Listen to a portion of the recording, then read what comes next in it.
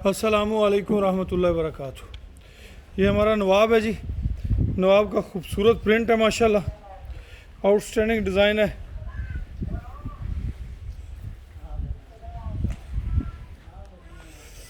नवाब की जो डिमांड रखी गई है वो 3.5 लाख रुपए रखी गई है। मुंह से दो दांत है, खूबसूरत है, घुमट कहान नाव झालर हर लिहाज से परफेक्ट एनिमल है। प्यार मोहब्बत जो है वो लागू होंगे। और जो दोस्त चाहते हैं कि ईद तक अनमोल मुश्तरका फार्म इनकी निगहदाश्त की ज़िम्मेवारी संभाले तो ये भी मुमकिन होगा। और जो दोस्त ख्वाहिश रखते हैं कि उनकी कुर्बानी अल्लाह के नाम पे करके तकसीम की जाए तो वो भी ज़िम्मेदारी निभाई जाएगी।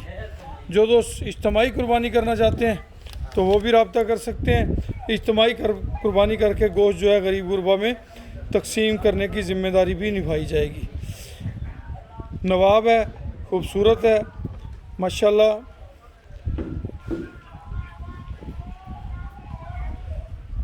प्यार मोहब्बत का असूल जो है वो लागू है जी। अल्लाह पाक आप सबको इज़्ज़तों और बरकतों से नवाजें, खुश रहें, आबाद रहें। जज़ाकुमुल्लाह खैर व अहसन अल जज़ा। माशाल्लाह जी।